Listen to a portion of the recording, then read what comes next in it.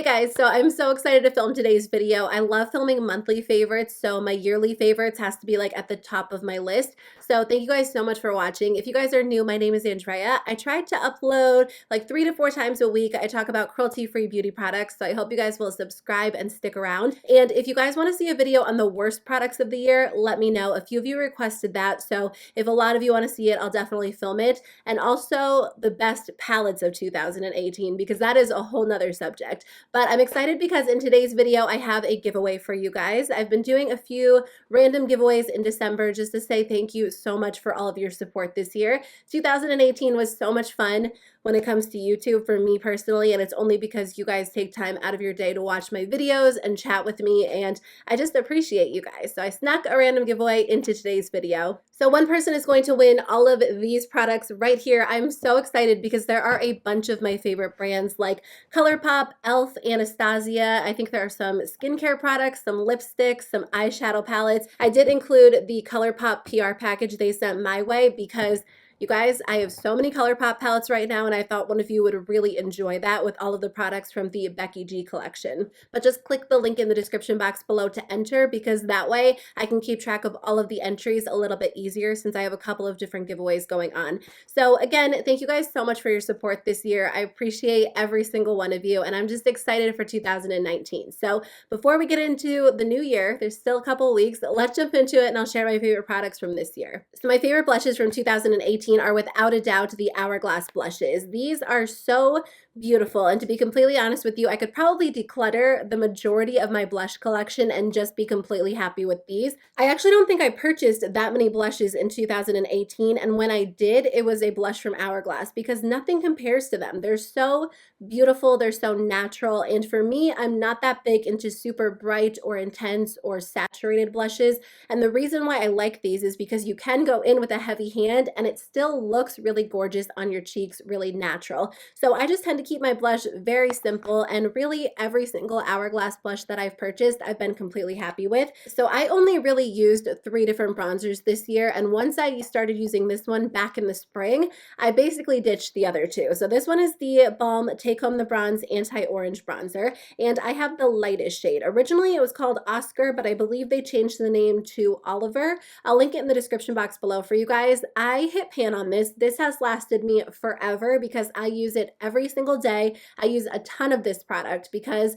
I kind of use it as like a bronzer contour all in one. So I just take a brush and really heavily apply it to like my cheekbone area or like right under my cheekbones. And I just love this. The color's perfect. The formula is so smooth and blendable, and it doesn't look orange. Typically, I don't include products in these videos that I've only been using for 1 or 2 months, but I can easily say this is my favorite highlighter formula of the year. This is the Flower Beauty Shimmer and Strobe Highlighting Palette. This is such an amazing product, and you can find it at the drugstore or at Walmart or Ulta Beauty. It is so high quality. It comes with 3 different options, and all 3 of the shades are really beautiful. The formula reminds me of the Becca formula, but I like it better. It's more lightweight. It's very smooth. It's so beautiful on the cheeks. I'm wearing it today, and it just gives you the most perfect glow. Ever since I tried this back in like the beginning of November, I haven't even touched my Becca highlighters. So if you guys don't want to spend the money, like the $38 on a Becca highlighter, pick up this palette. You will not be disappointed. So I do have 2 primer favorites to share with you guys. The first one is the Smashbox Photo Finish Primerizer. I believe this was in my yearly favorites last year, but it's such a high quality product. It's obviously like withstood the test of time for me because I've tried so many primers this year and I've discovered a lot of favorites, but this one is the best. It's so hydrating. It's so smoothing on the skin, and the texture is just unlike any other primer that I've tried. And your foundation goes on top so beautifully. I just cannot get enough of this product. I think it is the best primer that I've ever tried, and it's so unique. I really haven't tried anything else like this. But I will say, if you have oily skin and you still want a primer that makes your skin look really gorgeous and your foundation go on top really nicely, the E.L.F Oil Control Primer Mist is a great option. I started using this either at like the end of the spring or the beginning of the summer this year, and I was blown away by the way this product kept my skin looking matte throughout the day. It's amazing. Even in like 90-degree weather, my makeup did not melt off, along with, you know, a few other products that definitely helped. But I think kicking off my makeup routine with this product made such a difference because it just kept it just kept my oily skin from getting too oily throughout the day. So in 2019, I do want to try out more foundations because I didn't try out too many this year, but it's probably because I found like my go-to foundation. I wore this all spring, all summer, really into the fall. I got a little bit of a tan, so it actually worked perfectly for me, even though it's a little bit too dark for me at this point. But it is the CATRICE HD Liquid Coverage Foundation, and I have the shade 010 Light Beige. This is actually the lightest shade. They did extend the shade range, and I read that they're working on even more for 2019, which is amazing. It's extremely lightweight, but it has amazing coverage. So it blends onto the skin really beautifully. It stays in place. It looks matte, but it doesn't enhance dryness. It just looks beautiful. It just has such a pretty finish. It stays in place well. It keeps your skin looking matte, and the coverage is amazing. It's so high quality. So if they have a shade that will work for you, I do recommend picking it up. So I actually tried this product out on camera for the first time, and I fell in love with it instantly. That doesn't typically happen for me when it comes to makeup products. I usually have to test them out for like a few weeks, maybe like with different products before I truly think it's a favorite. But the second I tried this one, I knew it was going to be my go-to concealer. It is the Too Faced Born This Way Multi-Use Sculpting Concealer, and I have two shades. When I'm a little bit more fair, I wear the shade Snow, and during the majority of the year, I used the shade Almond. Sometimes I mix them. It just depends what foundation I'm wearing them with. This actually knocked the ColourPop concealer off the top of my list. That was my go-to, and I honestly really haven't reached for that very much this year since I discovered this one, because this one is so beautiful. It definitely is a full coverage concealer, but it has more of a satin finish as opposed to like the Tarte Shape Tape, which is more mattifying. And this one actually doesn't crease too badly compared to a lot of full coverage concealers in my collection. I mean, all concealers crease to some point, but this one stays in place really well. It looks really beautiful. It almost blurs your under eye wrinkles or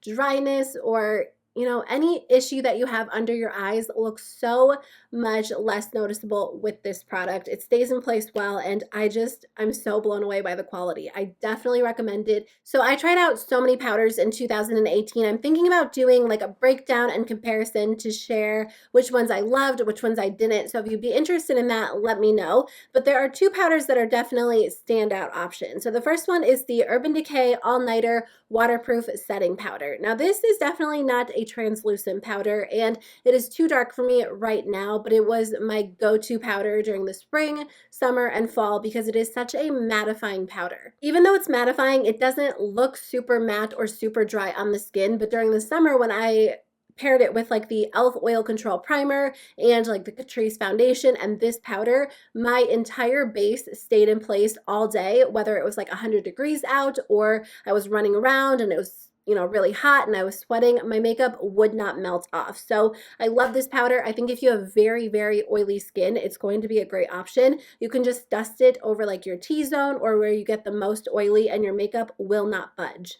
My favorite powder is one that I use a little bit sparingly because it is pretty expensive. It is the Charlotte Tilbury Airbrush Flawless Finish Skin Perfecting Micro Powder, and I have the shade Fair. This is such a beautiful, lightweight powder. It is so high quality, and it just doesn't really settle into fine lines, and it also just locks everything into place without looking too matte or unnatural. And when I do use it, I usually use it in my T-zone area because that's where I have trouble with like concealer and foundation settling and creasing, but I just find that this locks everything into place. It's so lightweight, it's so beautiful, and I'm just so blown away by the quality of this powder. I will repurchase it when I run out, but I do use it pretty sparingly. Okay, let me move on to eye products and then I will finish up with lip products. So I had a hard time choosing a favorite palette. If you guys want to see a video where I talk about the best palettes from 2018, just let me know. I tried so many palettes this year that it's kind of crazy. I was thinking about doing like a full overview, but I think the number is like 50, 60, maybe even more. So I don't know how I would fit everything into one video, but if you want to see like best and worst, maybe I can narrow it down to like my top 10 and my least favorite 10 or like the worst 10, but just let me know. But anyways, I think if I had to choose a favorite palette, and I'm looking at everything from like price to formula to color selection, I would have to go with Juvia's Place. These palettes are so beautiful. They're so high quality. And this is the first year that I tried out the palettes. I don't think I tried them last year. I think I might have purchased a few of them last year, but I never got around to trying them until this year. And why did I wait so long? If you guys are like me and you like super intensely pigmented shadows, these are going to be a great option for you because they are so richly pigmented, but at the same time, they're so blendable and easy to work with. The formula is just so different from any other formula that I've tried. The metallic shadows are just so rich and beautiful. I just use my finger to apply them all over the lid and I get intense color payoff. They stay in place really well. They are powder shadows, but they have more of like a creamy texture. And it's the type of texture where you know when you apply it that it's going to stay in place. It's not dry or flaky or crumbly. It's just such a beautiful formula. And the matte shadows are so blendable, so gorgeous, so pigmented. Like they hold their pigmentation when you blend them out on the eyes. And I'm just so impressed by Juvia's Place. The price point is crazy for the quality because these are some of the most, if not the most, high quality shadows that I tried this year, and they're so affordable. They're probably more like mid-range prices, but Juvia's Place has been on sale over the past few months so often. So a lot of times you can get the palettes for like 40% off, 50% off, which is such a steal. So if you guys are looking for really rich, pigmented, creamy shadows, these are going to be a great option for you. I love a good liquid liner pen, and I tried so many this year, but I have to say there are two that really stood out to me. I have a drugstore option and a high-end option. The drugstore option is the NYX Epic Ink Liner in the shade Black. This one is just so intensely black. It's so rich and saturated and it comes out really easily. So if you struggle with liner and you struggle with a wing, this one is really nice because it doesn't take a lot of effort. There's no tugging, there's no pulling. It looks really rich and pigmented from the second that it touches your eye. So you do have to be a little bit more careful with it. I just take my time and I'm able to do a wing very, very easily with this. And I also like the Tarte Maneater liquid liner. This one's just a good option as well. I don't find that it's as liquidy as the NYX Epic Ink pen. I think it stays in place a little bit better than the NYX liner. If you have very watery eyes or your eyeliner tends to run a lot, I might skip the NYX one and go with the Tarte Maneater.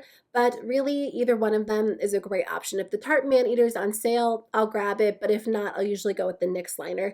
As for the waterline, my go-to pencil is the Charlotte Tilbury Rock and Kohl Iconic Liquid Eye Pencil in the shade I Cheat.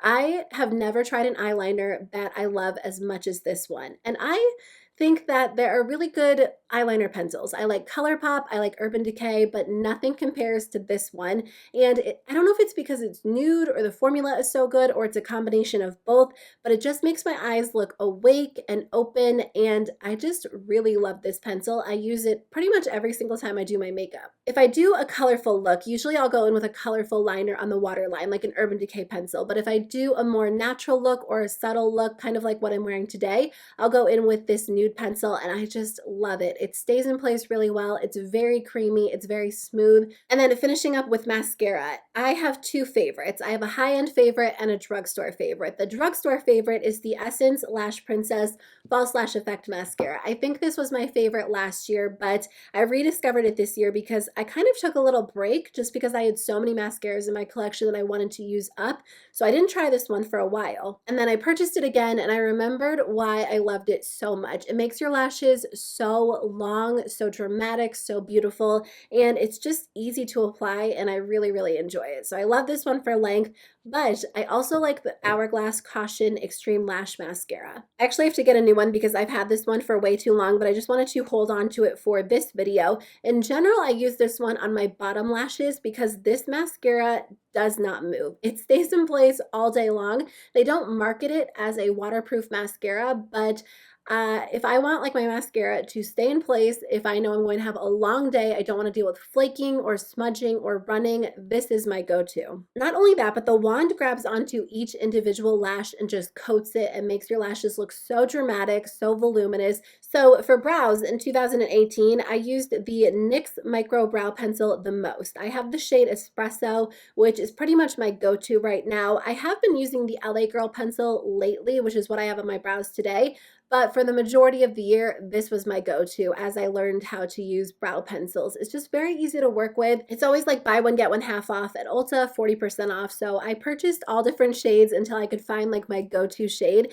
And I think I pretty much settled on Espresso. That seems to be the best option for me. But my favorite brow gel is the ColourPop Brow Boss Gel. This just makes your brows look so fluffy and voluminous and textured and beautiful. And if you don't have a lot of brow hair, it makes it look like you do. I don't believe this brow gel actually has fibers in it, but I feel like it makes my brows look more voluminous than brow gels with fibers, because even though those brow gels add actual volume to the brows, this just makes your natural brow hair look more textured. So let's finish up with lip products. I have a lipstick, a lip liner, and a lip gloss favorite. You guys, I tried these Too Faced Natural Nudes lipsticks this year, and they're pretty much the only thing I wear. I always list what I'm wearing in the description box. I usually share which eyeshadow palette I used, which lip product I'm wearing, and then wherever I got like my shirt or my sweater. But these Too Faced Natural Nudes lipsticks are amazing. They are so beautiful on the lips. Not only are the colors perfect, so